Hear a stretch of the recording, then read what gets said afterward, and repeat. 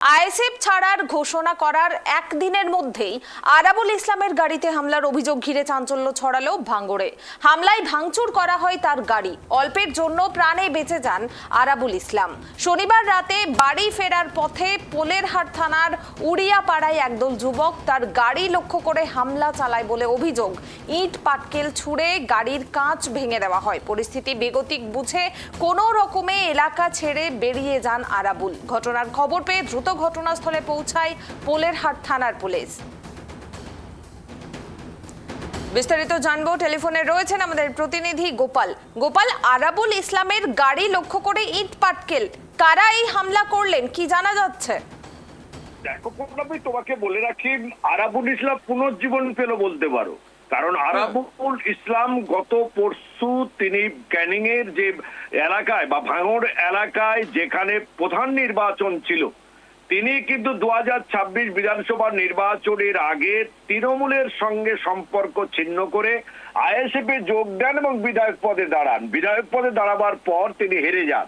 পরবর্তীকালে আইএসএফ এর সঙ্গে ছিলেন, কিন্তু গত পরশুদিন যখন প্রধান নির্বাচনকে ঘিরে কেন্দ্র করে দেখা যায় আরাবুল ইসলাম খয়রুল ইসলামের হাত ধরেন। অর্থাৎ খয়রুল সেই খয়রুল যে হচ্ছে ভাঙড় 2 নম্বর ব্লকের বনভূমির কর্মাধ্যক্ষ খয়রুল ইসলাম। তৃণমূলের দণ্ডপ্রতাপ তিনি ছিলেন এবং শওকত মোল্লার একদম ডানাত ছিলেন। আরাবুল ইসলামের বিরুদ্ধে এই খয়রুল ইসলাম বারবার থানায় অভিযোগ করেছেন এবং একে অপরের বিরুদ্ধে দুজনের মধ্যে ভালো সম্পর্ক ছিল না। রাজনীতি শেষ কথা, সম্পর্কটা ভালো হয় এবং প্রধান গঠনের দুজনে প্রধান গঠন করেন। তারপর থেকে আইএসএফ ছাড়ার কথা ঘোষণা করেন আরাবুল ইসলাম।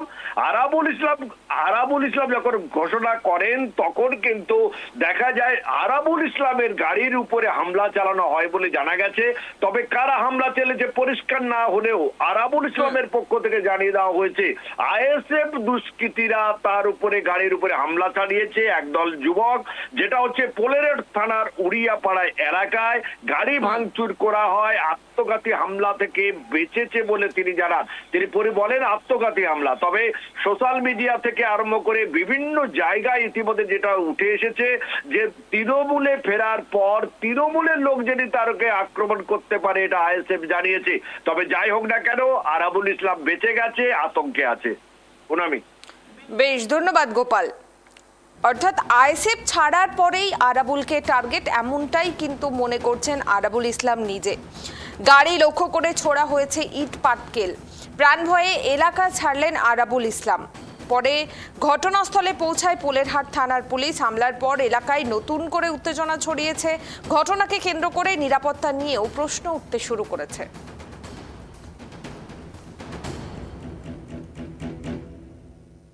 আমার মনের কাছেই আমার খারাপ লেগেছে যে যাদের দলে আমি ছিলাম বা আমি পঞ্চায়েত সমিতির সভাপতি আছি, আমার বিরুদ্ধে তারা অনাস্থা এনেছে।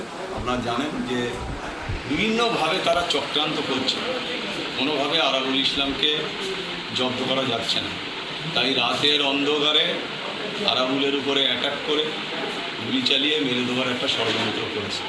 আপনারা পরিষ্কার বুঝতে পারছেন এর সাথে কারা যুক্ত। পুরো আইএসএফরাই এর সাথে যুক্ত। পরিকল্পনা করে আরাবুল ইসলামের উপরে আক্রমণ করে আরাবুলকে দামানো যাবে না।